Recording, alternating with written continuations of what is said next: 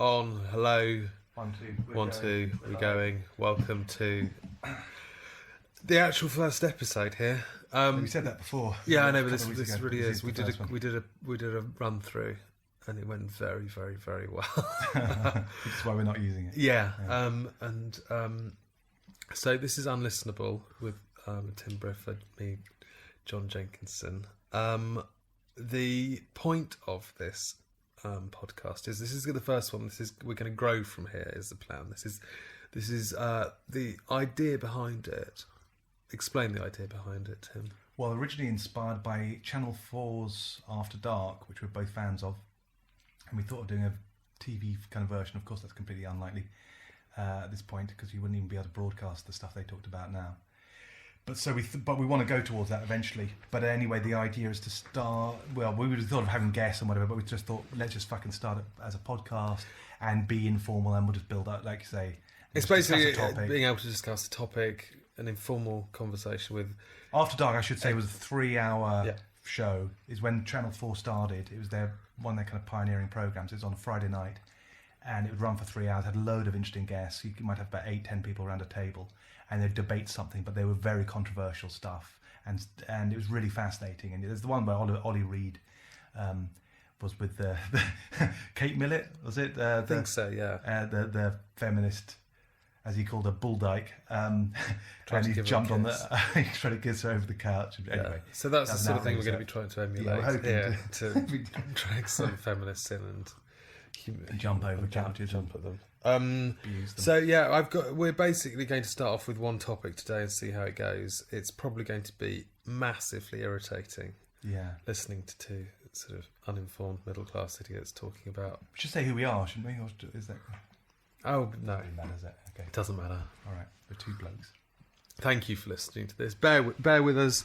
Come back in about 12, 15 episodes time. It should just be starting to take shape then. But we can't really get to that unless we start. So the topic we were going to start off with today was, is there a God? Yeah, it's an easy one. God, that's... We thought we could... Do you know a lot of people hate that sort of... people really hate that discussion, though. People find that really irritating. I know. Well, you know, I thought about this. I haven't thought about this much because you said to prepare some stuff, and I just couldn't think of anything to prepare. No, I didn't prepare anything. I went straight out the window. But what occurred to me was that actually there's people I thought, for example, friend was around earlier. I don't know what evidence. He's a very interesting character. Sorry, I don't know what evidence I thought you were going to be bringing to the table. Well, even just some quotes or something. I thought, yeah. But I'm glad you did. But this guy, very sort of very bright, engaging character. And I thought about asking him, and then I thought, in all the time I've known him, we've never discussed that, and I don't know whether he thinks about it, but I suspect that he doesn't, and I think that's true with a lot of people. There was actually a theory of a philosopher. I mentioned in my book of essays, who, French guy, he came up with this philosophy based on the fact after he heard a story of a guy who shot himself shortly after farting at a dinner party. And he came up with this theory. He's like, "Wow, Jesus Christ, that's quite." Why he so shot? He was so ashamed that he farted loudly at some formal dinner party that a couple of days later he shot himself. And so he built up this theory that actually what concerns people most in life is not the big existential, is there a God? Is there any meaning? It's embarrassing physical conditions that they can't talk about openly. He said that's what causes the most misery. And nowadays, do you think? Absolutely nowadays. Do you know how many fucking things are out there? How many diseases, like sort of, bowel problems, sexual problems, I know how many things menstrual are out there, problems. but I don't think people are so... even personal things about appearance, I think there's a big factor that people never discuss, even with their friends. They might have some hang-up about their teeth or something. I think nowadays people are a lot more open about farting at dinner parties. And I'm not... But having scabs on their farting, cocks. I mean, discomfort, your jock itch, if you've got that. Canada, recurring Canada. I think... But it's one of those things, I don't think so. I think people there's a hell of a lot of them. There's sort of all sorts of, bowel things. I went through it. I can't remember all these anal fissures, various sexual diseases. I mean, herpes. I don't know what the prevalence of. I think in America it's 1 in 5 or something have had herpes or something like that. Now that's going to be a downer, and not the sort of thing you're going to mention to your friends. Well, no, I don't know if it's necessarily embarrassment, but I think most people are, of course, more preoccupied with what's going on with their bodies than they are with the possibility of, than where we came from. Where we are and where we're going. I think obviously But I mean, that's the thing with the But I fact suppose that they're also thinking about their rent and all. yeah, that. that's what I was going to say. Yeah. That's why the country can go to shit. But most people are more, people have to get up and go to work. There's not a lot of time to be outraged. Yeah, which is how politicians work.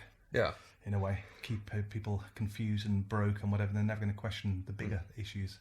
Mm-hmm. But, So getting onto the idea of God, it amazes me how few people will have that conversation, or are even interested in getting into that conversation.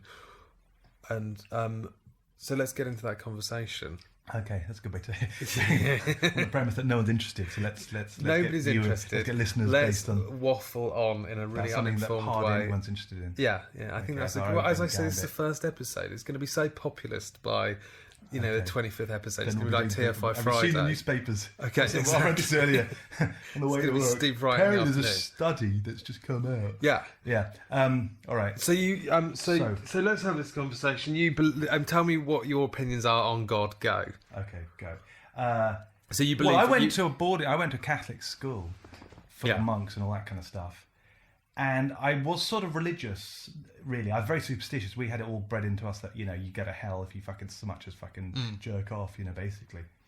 And I had huge guilt about sex and the thought that I really was going to hell. So what did they actually say about jerking off? If your right eye causes you to sin, pluck it out. For it is better to go to heaven minus one eye than to spend the rest of all eternity burning in the hell fires. And if your right hand causes you to sin, cut it off, I say to you, because it's better to go through life minus one hand than to enter eternity burning with both. I can't remember the bullshit, but you know what I mean? But that was what we were given. We were given all that. Yeah, that was the sermon we had. And you're sitting there going at 13, going, Christ, what if that's true? Burn forever. Does that ever concern you now that might be No, true? I lost it. I forcibly I think I quoted all that wrong, but anyway more. No, it makes sense. I forcibly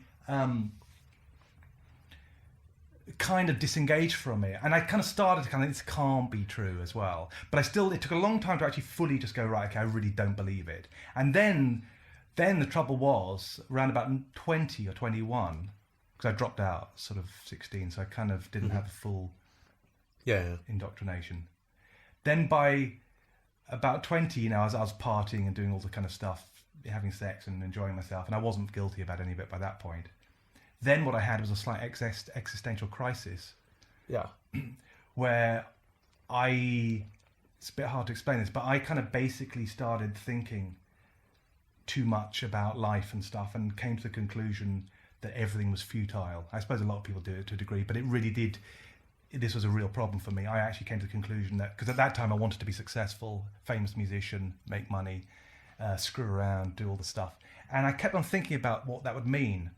And all the people I would inevitably hurt, like I'd have to change the band members, which means that if I made it, then other guys I'd probably be ruining their lives because they'd always be jealous. Yeah. I was kind of sensitive to other people's pain, and I realised that basically, if I achieved what I wanted, I would be unhappy. I would make people unhappy, and then I would die, and that there was actually no point, But I know a lot of kids go, "Oh, what's the point?"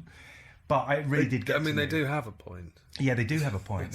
That's right. Yeah, that's why I exactly right. worry about having children. I'd find it very difficult when they hit about 14 and they were locking themselves in their bedroom, going, "It's all futile." I'd find it quite difficult to coax. Well, how to answer them? Yeah, okay, yeah, you're probably right. I've learned. The thing is, that's the thing. It kind of the only real answer to that is because you do die, you do turn to dust. It is all irrelevant. You might just about leave. You could leave some kids behind, some art behind, or whatever. But it's still going to go to the dust eventually. That does make you think you've got to live for now. You either give up or you live for the moment. I hit that at about 12. I had like a massive nervous breakdown. Did you? Left school. God, we sound like a right pair of whinging fucking. I know. But I still feel the same way. But I don't know. But I'm a lot more optimistic. I think that's a trick I'm of the mind. quite a happy person. But I don't know how I've managed to be okay with that. Yeah. I don't know if I'm just sort of. It's just calloused over because I've just been through it so many times, or whether I'm actually. But I think it is a slight trick of the mind. It's only when you start to think that you have those problems, and this is the trouble. If you start thinking, if you can, do what you're meant to do in meditation, actually just clear your mind, not fall asleep, but just stay alert, but without thoughts, you are automatically happy. Yeah. Not exactly happy, but you're not unhappy. Well, that's what meditation is. Just living. Not being tormented. So then you don't question it, and you just do what every animal on the planet does and gets on with it. And really, that's the solution. The trouble is, man is built with this kind of overactive roof brain that fucking goes mentally able to, it's part of the reason we're so successful, but it's also why we're the only species that commits suicide. But death is fine. I'm fine with death as long as there's nothing after death. I think there is something after death. I very much think there is, unfortunately. I don't think there is. Because... Yeah, why? Oh, this is good. People are going to be really starting to switch off now. I know, I'm already switching off myself for my own thoughts. Yeah. No, this is good though. We're gonna push towards the populist 20th episode of this program. I think the key to this is not worrying about the audience. Yeah, it's either that or worry about it. Fuck you. Either that or really. We'll do something. They'll either fall asleep or they'll turn it off or they'll do. It's all right. Yeah, it could be a soothing Let's night not. Sort of thing to have. Yeah. To have me discuss why there's nothing after death. You don't know, though, do you? Well, obviously I don't know, and nobody does. But okay, I'm going to disregard the audience now and do. And allow for a little bit of dead air. I think we should not be frightened of the dead air. Okay. Okay. There's no emergency tape that's going to kick in. Okay. Right. Okay. Bear with me. What we are as human beings is there is no self. There is no essential self. We are just awareness processing information. There's infinite bits of information, and we are taking on board information. Essentially, it's all touch in various forms of, sensitivity. The most sensitive is like sight, I think. Sight is basically touch, apparently. Yeah, exactly. It's things landing on your retinas or something exactly. like that. Yeah. That's like the most sensitive. Sight is actually weight on your retinas or something stupid like that. So it's all essentially touch. That's really stupid, I should say. But we're all... My understanding of it's stupid. Yeah. No, it makes sense. So we're just processing that information. But you're processing it different to me. Sure. But... I had this worked out. This is the research. I should have written this down on a post-it note. And but once we die, it's those faculties shutting down. When you fall asleep. I mean, the self barely survives being asleep. I mean, we dream.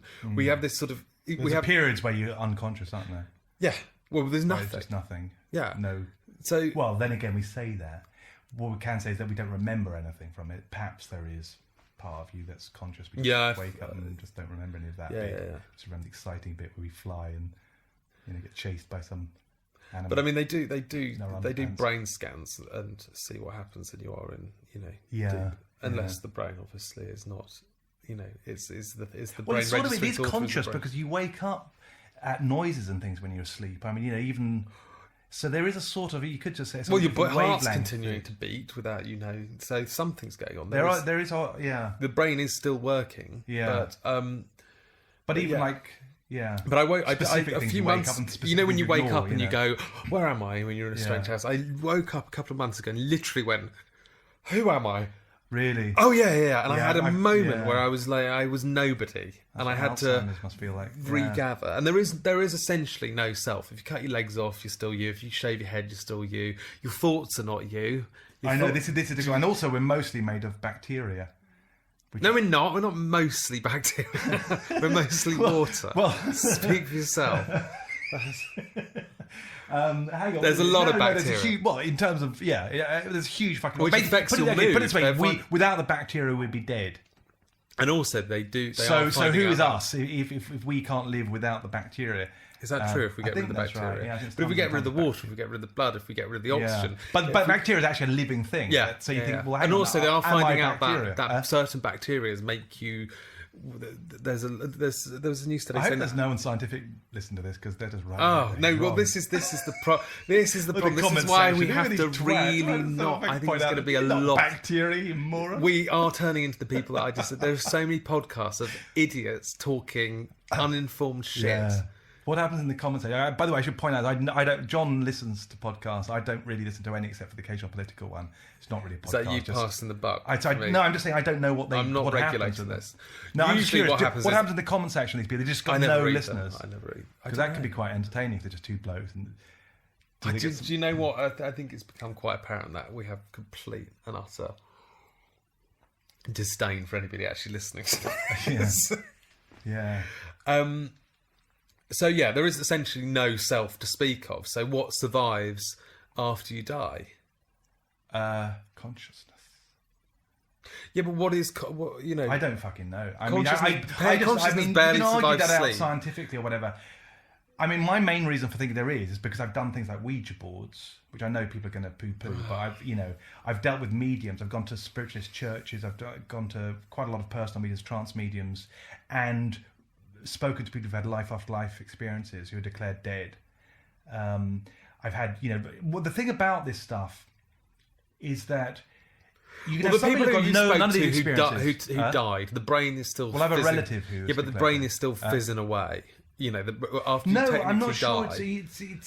It's kind of in that state which, when you say that the brain, when you're asleep, Your brain, it's you not cannot active. come back It's from technically- total but brain it's dead. kind of not active. So there's no sort of activity on the brain, I think, on any scanner.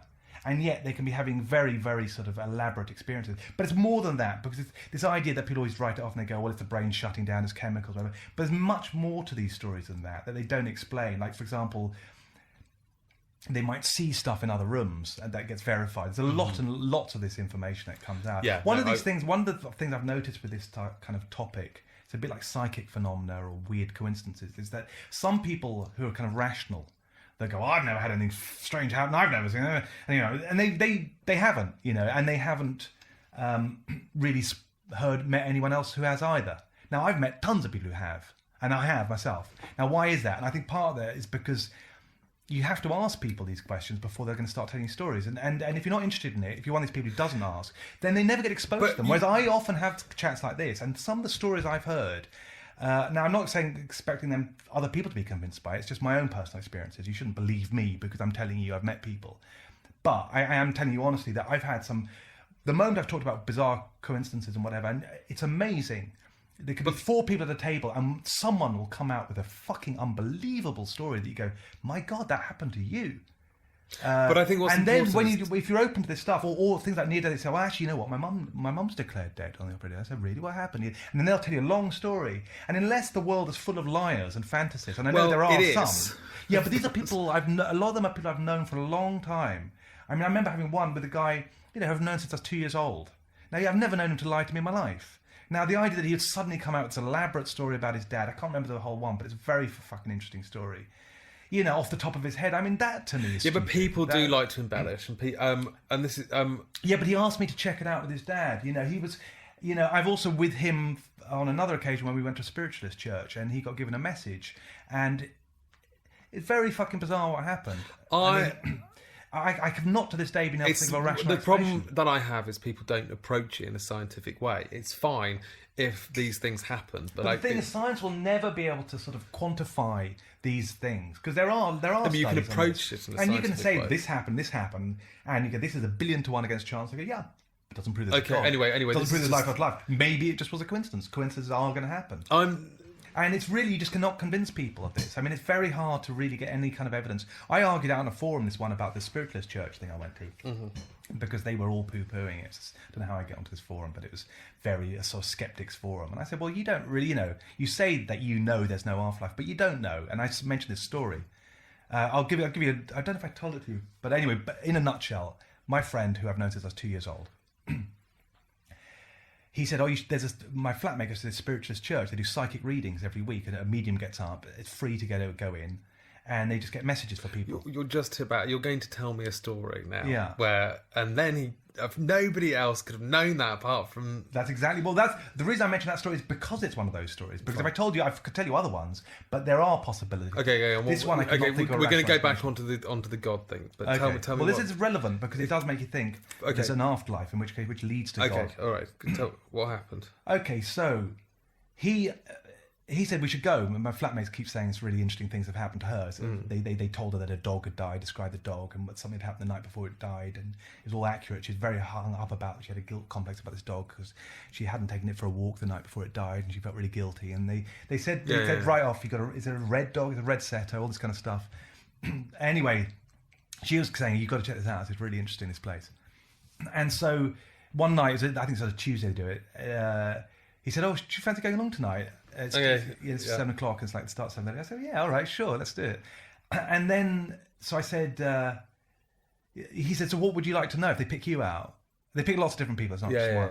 So if they go to you, what are you going to ask? I said, to be honest, everything in my life's all right now. There's no big thing that I'm wondering about. And I said, what about you? And he said, I'm wondering whether I should keep doing music or not. Right, we're both in bands. Yeah. But I'm not sure whether I should, maybe give it up. I went, all right, okay. And also he said at one point, because he wasn't a believer, he said, to be honest, I think the only thing that would make me believe in this stuff is if I was picked out, if it's something happened to me directly. Because he'd heard all these stories of his flatmate, but he wasn't convinced. So then we go to the church. I say church, it's really just a big room, really. And they take donations, but there's no money. It's free to go in. Each week they have a different guest speaker. Okay. And they're picking out various people. I remember one got picked out. The woman went, your name is I remember this, like Rhoda. No, you have an aunt called Rhoda. And I remember thinking, okay, how many people do you think have an aunt called Rhoda? I mean, I don't know anyone. The only Rhoda I know is the TV series from the 70s. I thought, if you're going to sort of, what do you call cold read. Yeah. Rhoda's not the name I'd have chosen. I said, a name beginning with J or something like that. That's how I'd do it. I wouldn't go Rhoda. And anyway, said stuff about her, and I was impressed by that. The other rest, they were just general stuff. No, someone died. But then he said, "Excuse me, okay, I'm getting someone for one of you two gentlemen at the back of the church," pointing to me and my friend. And he said, "Would you both stand up? Because I'm not sure which one it is." And then he goes, "Okay, you to me." She goes, "Do you have any sailors in your background?" I go, "Not that I'm aware of." And he goes, "Okay." And he then goes, "Okay, you, sir," to my friend, "have you got any sailors?" And he goes, I don't know. And he goes, "All right. Okay." And then I was told to sit down. I said, "Okay, right. You, it's you. Obviously you don't know much about your background, but you've got a lot of sailors in your background." This is to who? This to my is your friend, right? You've got your great-grandfather's a sailor, your grandfather's a sailor. Yeah. And this is your grandfather getting through. Okay. What is... and I can't remember exactly, but it's basically like, because you're wondering whether to stick with what you're doing or whether to stop your career. Okay, come on. Yeah. That's not that... No, that's not unusual. Yeah. I'm not claiming that's unusual, okay, right? All right. Okay, I know that's a common one for men, especially. Yeah. But it was exactly what he said. Yeah. And then says, okay. And he goes, then he's smiling. Oh, no, first of all, he said, like, okay, this guy's your grandfather. He was then started talking about his, he's a sailor. He was involved in an accident at sea, saved a couple of lives, a couple of bits of back down, right? So do you know? I don't know, Okay. Then went, so okay, now you've come here because you're wondering about your career. That's the thing that's on your mind, whether to keep going or not. And he goes, well, your grandfather's laughing. He's saying, no one completed a voyage by jumping off ship halfway across. He said, so keep doing it. And by the way, so far, absolutely none of this is convincing me. Okay, right. Wait. All right. And then the windows blew open. Yeah, it's really... Okay, I'm sorry, I have to give you the story. Horses rose up. Okay. Yeah, go on. Okay. And what I said, and then something good's going to happen in May. Right. Okay. So, that was it. End of reading. Went on. After we go out, I said, well, what do you reckon of that? Okay. And he goes, I know my background's full of sailors. I just want to see if they'd stick to their guns. Right, so that's interesting. And okay, then that was basically more or less it. Now, but there's a slight follow-up to this, is that the dad used to research the family tree, used to come up to London to search the family tree. Right. And found out later, something like 6 months later, about the accident that was talked about, that he'd saved his life. Didn't know. So no one living at that point in the family knew of this when that was said. All right. This is a nice story about a friend of yours whose grandfather died. To add a bit of rationalism, the thing that in May didn't happen. Nothing great happened in that May. So that's the story. That's what happened. Now I've known this guy since I was 2. I've known his dad. They're friends of our family. No, it's not. The biggest problem I have. Not in itself. Biggest but how many people would that apply to? How many people would you think that would apply to? If you gave that reading and went up to strangers on the street and said, you have your great grandfather is involved in an accident at sea, blah blah blah. How many people would that account? I wouldn't think it'd be 1 in a million. Okay, the problem I have. All right, I don't. Okay, the problem I have with it, with the spiritualist mediums, is they never ask any questions about the afterlife. They never go, where are you? What's it like when you die? It's People always do. If you ask them, they will talk about it. It's always why is it always like, why do they always confirm stuff for you? Oh, you've got a pink 90, haven't you? They said the main purpose of the reading. They said the main thing is to give reassurance and above all, rather than the messages, they said the most important thing is to reassure people that they will see their loved ones when they die. But there's so much more interesting things you could ask dead people. Well, the thing is about the spiritual realm, as they describe it, is that they're different levels. And I've been to other levels of mediums, Right. where trance mediums. And this again, I'm not saying it's all true, or I think there's plenty of frauds without any doubt. But I'm just kind of quoting the received wisdom on this one, is that there's different levels, and the ones that you tend to get through depends on the medium that you go via. For example, a Ouija board will get through to the lower levels.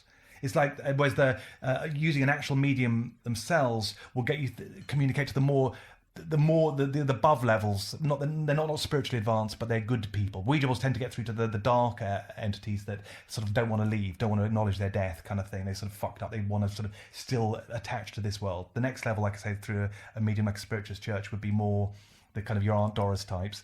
Then when you can get to the trance mediums, if you accept them as true, are getting to the real sort of the advanced kind of masters kind of thing. So then that's when you get the deep wisdom and stuff about reincarnation. You'll be told kind of real deep stuff about your whole life karmic journey and that kind of thing. So it is there. I mean, you can't. I'm not saying for you to believe it, but you can't say they don't do it, because they do.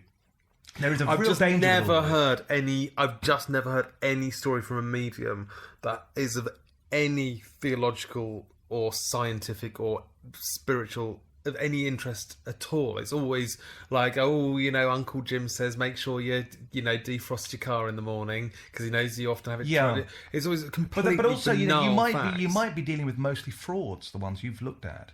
There's plenty of frauds. But no one's ever come up with anything significant. No one's ever gone, the ones I have. How cold is it there? What colour is it? Which god's right? Yeah, what colour is it there? Can you see? Heaven. Have you got legs? How old are you? You will. There are people there's books on this. There's a book called The Soul's Journey by Peter Shrdlu, which goes into, he claims he's taken on an astral journeys, of a series of them, and explored all the different regions of the afterlife. And he talked about exactly how it all works. And it might be a work of fantasy. No one seems to know, because right. the author's kind of very. No one seems to have much information on him, but it's fascinating, and it really does sort of seem like it's kind of the sort of thing that you could imagine would be how it would work. There's lots of interesting things on that about, for example, what was he going to? Well, it's kind of funny in a way. It's like, when you first arrive, first of all, there's quite a dark period where you have to review your own life. People sort of... Oh, God. You see, this is what worries me. You might not like it, but, it's not there to just sort of cater to your demands necessarily. Why not? It is what it is, Can you imagine? No, I know. I mean, but the thing is that a lot of people then go through a crisis period because they... I'm not fucking surprised. Well, but we in this realm, we kind of want... we want justice, don't we? We often say that fucking cunt, I hope he goes to hell. Well, no, I got don't. it. I think this life is so fucking complicated and difficult, even for the most privileged people. Like, I think if you get out without murdering anybody, then you've done a pretty good job. And if you die, you should be. They don't really sort of. You should have most you should of be the met accounts I've like seen at the end of a marathon with a fucking segment of orange and a blanket round you and go, well done. But they sort of are initially. That's okay. actually not far off what they sort of say. Is that when you first arrive, there's you meet all the there's people waiting for you, all the kind of spirits of people you're connected to, and it's all sort of lovely for a while, and then you kind of. I think I'd get there and go, what the fuck was that about? The life you lived. hell was that about? I didn't ask for this. Because but the idea. This is the model. This is the model I kind of believe in, and the nearest. This is after my crisis, and I went through, and some weird shit happened that led this, which actually led to the book that we've been talking about earlier. So the Master Game. Oh yeah. That's exactly how I read it. Was because I was just going through this and I actually asked, if there's a God, can you give me a sign? And that was after the. I suppose I can. Can I continue the story? It's not too irrelevant. No, after the crisis and whatever, and. Like I say, I was not sleeping. I couldn't watch a movie without my mind racing. And I realised I was kind of really round the corner from madness or suicide. And I wasn't sure. I really was. I was just like, at the age of 21 or something, I don't see any point. There's nothing on this life that's going to make me happy. I knew that. I knew drugs wasn't going to really be the answer. I certainly wasn't happy with the average stuff that most people were into. I didn't want fame anymore. I kind of saw through that, saw through money. I saw everything's ultimately ending up in pain. Yeah. Mine or someone else's.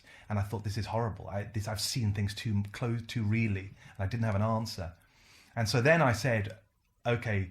And my fear was that all that was left to me was religion, right? I thought, well, that's where you go now, isn't it? Yeah.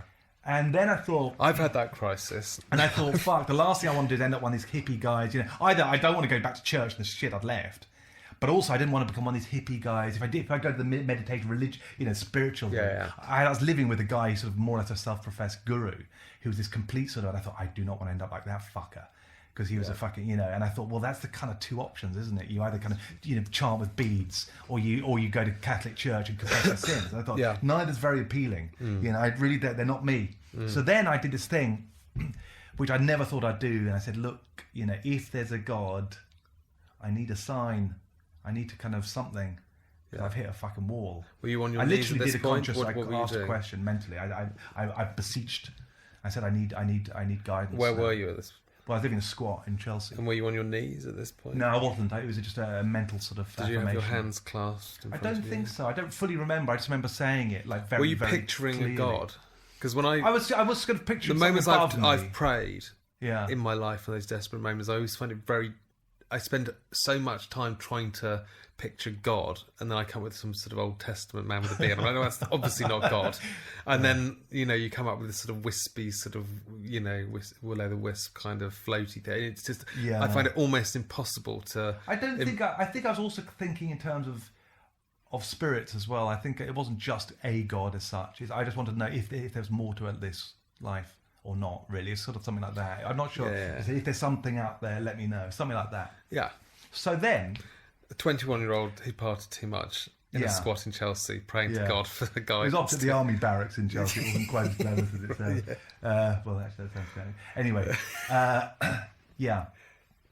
And so I asked the question, and it was earnest. It wasn't a sort of casual thing. And then, I think it's about 3 days later, I went back to see my parents, and my mum said, I'm trying to clear the bookshelves upstairs, trying to give them to charity. Can you go through and see if there's anything you want? So me and my brother go through the bookshelf. Yeah. And he picks out this book. He goes, oh, this looks like your cup of tea. I'm sure I'd have missed it otherwise, actually, to be honest, if he hadn't just done that one thing. That book completely changed my thinking, my entire life, and saved me, I believe, from madness or suicide. I really don't see what else I'd have done. And the book's called The Master Game by Robert Estorop, which you're reading right now. I get it, yeah. It's really good. It is. Who is Robert Estorop? Well, he's a biochemist from, I think, California. He'd written extensive, scholarly stuff on drugs and the mind and stuff like that. And he's very kind of, qualified biochemist. I'm not even quite sure what a biochemist is exactly, but anyway. And he wrote this book called The Master Game. And on the back cover, because it just said, this book is about. It basically said that it's about games. I've actually got it in my phone. Let me see if I've got a Master Games. What's the subtitle to it? Let me get it up. It's like games and their somethings or something like that. And anyway, in a nutshell, basically it says this is about beyond the drug experience. I think it is called. So it was like this is all about whether there's more beyond the drug experience. And basically, this book was the whole sort of basic thing is that we all need a game in life. Pathways to higher consciousness. Yeah, it does seem like a lot of woo-woo bollocks. It really isn't. If you read it, this is hard-hitting book. It's the most hard-hitting spiritual book I think I've ever seen, really. In that it's really kind of... It's not really spiritual. It's not that... No, I'm just saying it's not that spiritual. Yeah, mysticism. It's far more... Yeah, but it's really academic as well. Yeah, and he talks about the science of the chemicals in the brain and the... But what his basic premise is that there's various different games in life.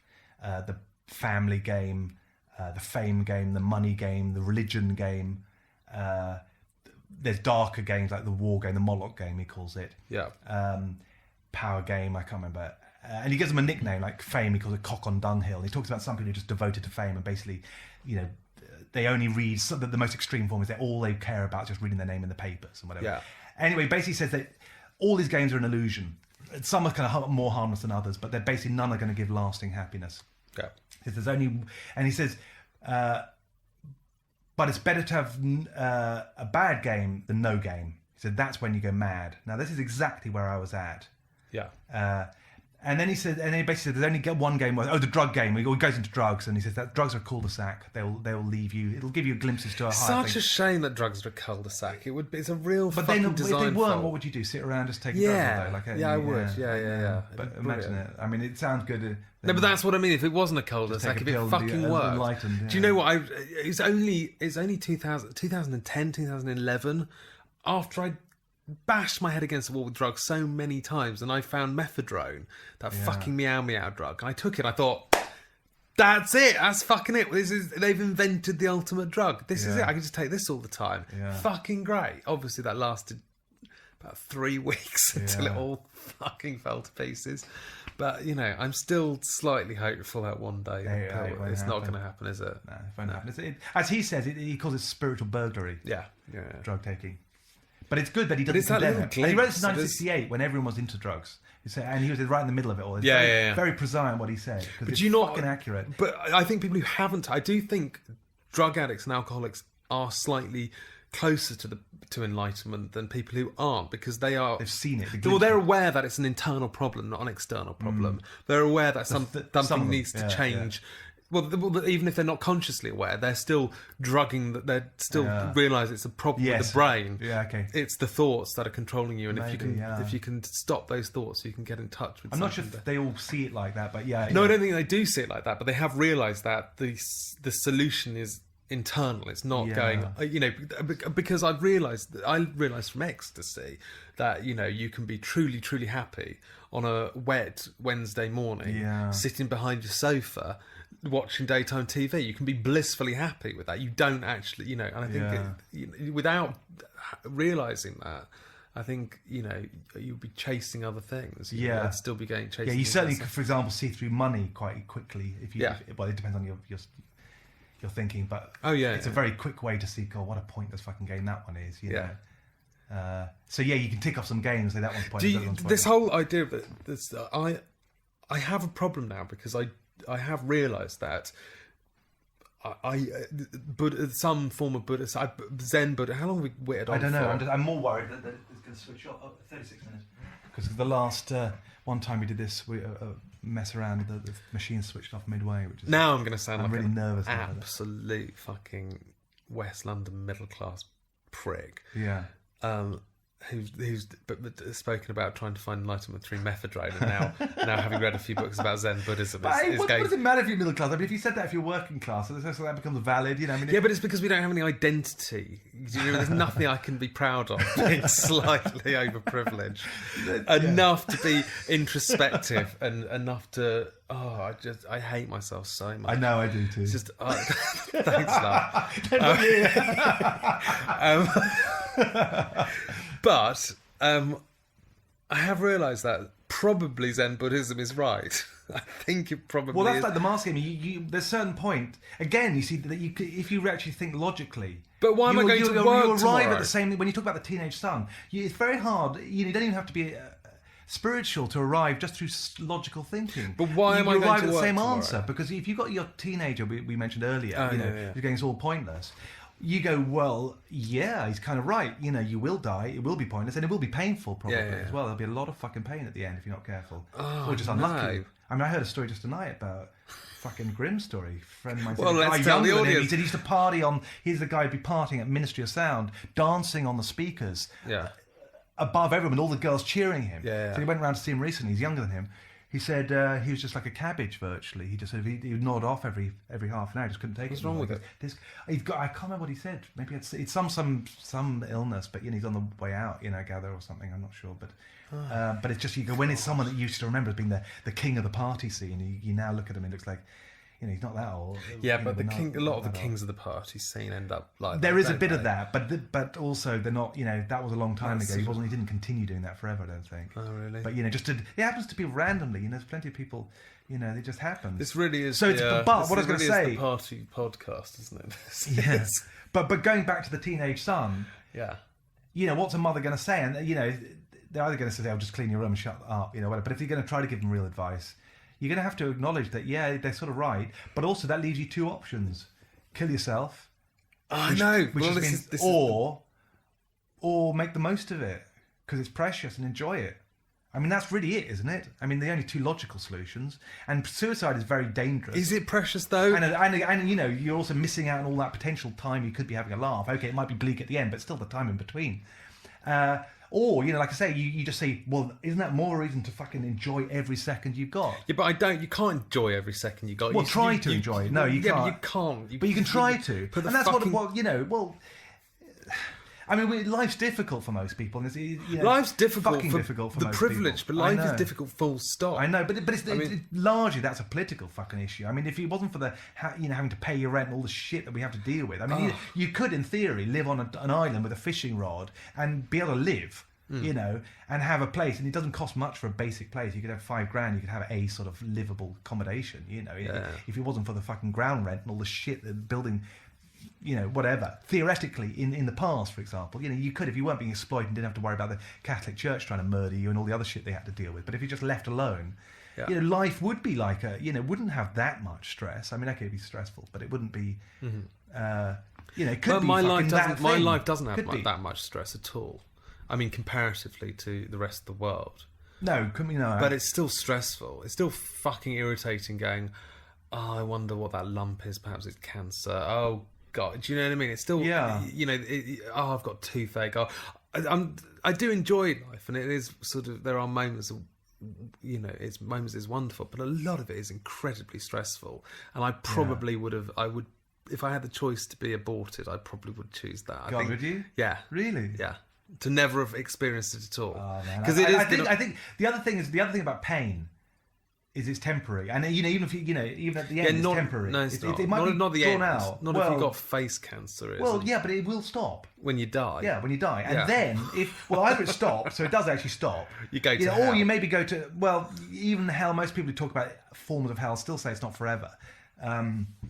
So it's kind of like assuming this is right. So no, I mean I'm not saying it's, yeah. Well, if it's right, okay. Like first off, if it's death, then it still ends. If it's an afterlife, then you get through it. So it's really like a temporary. Okay, it might be grim, but it's not forever. And then you get through it, and then you enter that nice realm again. So would you really? What do you mean this nice realm? Where are you getting this from? Well, from lots of people's accounts of near-death experience, mystics and whatever, who talked about astrally projecting. But there's so many contradictory theories. There's no general consensus on any of this. It's you can make them all. You can make all the main ones add up quite easily.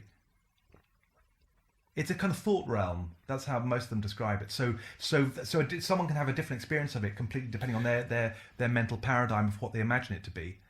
It's compatible. You could have, the Krishna kind of type of view of it. They have different visions when they die compared to Christians, by and large, for example, which appears to undermine the whole idea. But if you accept it as a thought realm, and there's all these dimensions, and you can go anywhere and create your own reality, then that becomes quite logical. The Hindu and Krishna religion is completely contradictory to the... I don't know them well enough to know, to be honest. A lot of them are probably bullshit, or large parts. But there's a lot of crossover stuff that's correct. That's similar. I mean, well, I mean, if there's the sort of five main religions: Judaism, Christianity, Hinduism, Islam, and Buddhism. Yeah. If one of those is right, the rest are wrong. Not necessarily, because they could be partly right. I mean, Christianity could be partly right. They just missed out the bit about reincarnation and karma. That might be cut out of the Bible, which it was cut out of the Bible according to some sources. The references to reincarnation were all removed in the 400 AD, I think, or something like that. The Council of Nicaea or whatever. There's a lot of passages that appear to actually suggest reincarnation. If you look at the Bible as well, there's quite a few that talk about. There's a bit where Jesus has many rooms, and there's the Jesus a child chapters where Jesus kills somebody when he's a child. Yeah. Really? Yeah. Where's that in? I don't know. In the Bible, it's in one of the Gospels of St. Thomas or something. Gosh. One of the lost Gospels where he's getting up to all sorts there's a really interesting interpretation of one quote. I wonder how many people are still listening. I doubt anyone. No one's listening. We're fine now. We can relax. We can really let this go. Okay, drive this over. Do you know this quote, by the way? I'm looking on my phone now. I've given up. No, I was actually trying to find out the gospel. Sorry, I was actually trying to Google Jesus as a child. Carry on. The child murder. I'm sure I'd have heard about that. No. Trust me. There is a lost gospel where Jesus casts a spell, and there's one where he kills a dragon. Really? Maybe I'm thinking Lord of the Rings. No, it is. I'll find this all for next week. All right. Well, okay. Go on. What's this quote? Well, the quote is the one that says, "Forgive them, for they know not what they do." Oh, you think? Yeah, I've heard this. I think it's the Greek Orthodox translation of it's different, and theirs is, "Forgive them not, for they know what they do." Yeah, that really does change Jesus' whole It character. very much changes the style, and it's one word and a comma. but it sort of ruins... It's actually just a moved word, isn't it? Yeah, but it also kind of It sounds much more believable. ruins Christianity, doesn't it? Yeah, absolutely. But that's exactly, again, the thing. Then it becomes basically Buddhism. No, what? Well, maybe not Buddhism, but well, it depends on which branch of Buddhism. But it kind of, where it's not just forgiveness. No, it just becomes nothing. No, well, it becomes... No, not exactly. It just becomes someone a bit really area. pissed off on the Not cross. exactly. It just becomes more like general sort of Buddhist-type philosophy and spiritual thought generally. It's going to basically be compassionate, do unto others as you'd have done unto yourself. You could view the sins and whatever as being, a bit like Buddhism. They're not necessarily you will go to hell for doing them. They're just wrong for your spiritual development. If you lust after things, then it slows down your development. It's not good. If you see it in that light, you can go, well, this is actually really compatible with lots of... Well, don't forgive them because they know what they've done. Don't forgive them because they are aware. Whereas if they didn't know what they were doing, then forgive them. If they were genuinely... But if they know they're doing evil and they choose to do it, then they're not worthy of your forgiveness. And I think that's a better philosophy than the other. Really? Like, yeah, fuck them. If someone does something shit to you and wants to... The whole basis they of don't Christianity deserve is forgiveness. It's well, based yeah, on I know, forgiveness. but we don't know who fucking... change the text, do we? And what they but without change. that, it's just... I think they were deliberately changed to divide and rule. They deliberately made key alterations to the text. That whole Jesus on the cross thing literally makes no fucking sense. It means nothing. Yeah, I've never understood it. Just he died for our sins. Well, what? I hadn't done any sins, But why did he have to die for our sins anyway? Yes, I've absolutely no fucking idea. We just... still go to hell if we do certain things. So supposedly, but it's also like, well, why did he have to go through that? Could he not just have said, "Oh, don't worry about his sins"? Oh, Dad, who is me? Yeah, I don't fucking know. And no one's ever told me why he had to die. That's because I think it's just that there's a load of stuff in there that just doesn't make sense. I mean, why should it all make sense? It's not like it is the word of God, is it? It's not a literal thing. It's just been passed down and bound to be changed. There's contradictions in there, different accounts of the same events. So, there's bound to be a load of shit now, in there. Doesn't mean it's all shit or, that there wasn't some truth. I don't know, maybe it is all shit, but it's also possible that it's some of it's true and a lot of it got altered. I don't know. I don't think the answer lies between it either being, a lot of people say this sort of like it's, It seems to me he was just someone who'd... this is my slant on it, and it's, but everyone has their own view, and it just suits their own views, I guess. But mine is that I see Jesus as someone who is a sort of mystic, who's quite advanced, maybe had some sort of, he had mastered something and was trying to tell people, listen, you too can do this. You can cure illnesses with power of thought and love and stuff like that. And there's much more you can do, and you can live heaven on earth if you can do it. Basically like the master. There is a lot of... And he's more or less a karma yogi. What he calls karma yogi, where you find enlightenment by living selflessly. Yeah. And that's actually what I tried. That was actually after I read the Master Game. That was the first thing I tried. And that's when I had my first, what you might call a sort of sense of enlightenment. It was a brief thing. It's not like I became enlightened, but I experienced that kind of higher consciousness, I believe, after consciously deciding to act selflessly. Why did you not chase that then? I did chase it. I've been chasing it all my life. But why did you not continue down the path? Well, I got ill was one of my problems. I was doing yoga. I then did yoga, which he recommended as being another way to advance. And I was starting to get sort of spiritual-like experiences quite regularly. Say about once a month, I was sort of entering a sort of hour of sort of mystical kind of stuff, and it's powerful. I mean, it's comparable to acid, and it's straight. And it's not acid. It's not a flashback. It's a different thing. And I think I made some I think I advanced quite a bit in that time, and then I got very ill suddenly with ME or whatever, I don't know, some muscle thing. And within 3 weeks, I couldn't really walk properly. I could walk, but I couldn't. But you can walk now? Yeah, because I spent 5 years trying to get better. Well, why don't you want you doing the yoga and the Because I never got fully better. And my body crashes if I do any real sort of straining. It's just one of the things. What about meditation? Well, I'm lazy. I never found meditation so hard. I found it so difficult. Yoga was how I did it, because yoga prepares you for meditation, and then I could do it. Well, occasionally do it. So, meditation is so frightening. It's really tricky because it just shows how insane. Does just fucking show the insane babbling of the mind. I know, but that's why yoga is so good, because it gets you physically sort of stretched and get the kind of prana going around your body, and you really that your mind starts to calm down anyway. And then when you do the relaxation at the end or a meditation, your mind is already. That's why yoga is so brilliant, because it actually works to overcome that without having to really work it. It's really scientifically designed to sort of put you into a state which can meditate. But it's to help you meditating. It's to help you. Pretty much, it's really to get you to the end point and to keep you toned. It is alarming though how sitting quietly with your eyes closed, concentrating on your breathing, just really shows that the most of life is a fantasy. Most of life is just one babbling, long, fantastical narrative that you're telling yourself. I know. Absolutely, virtually no relation to actually what's going on. I know. It's just like a narrator commenting on what they see through your two eyes constantly. And imagining things and referring back. Spending almost no time in the actual moment. It's complete insanity.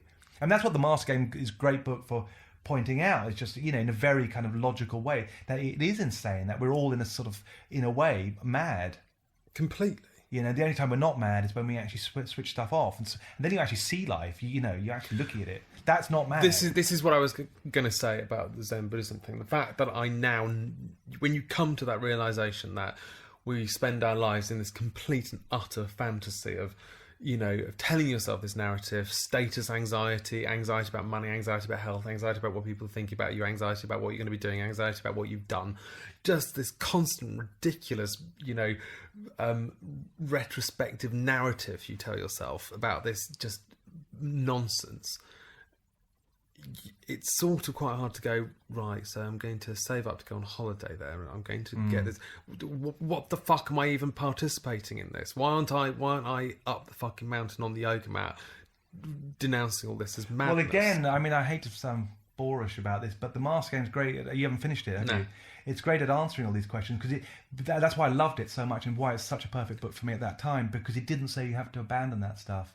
It doesn't. It doesn't even say you can't pursue fame, for example. It says that what you need to do is to see it for what it is.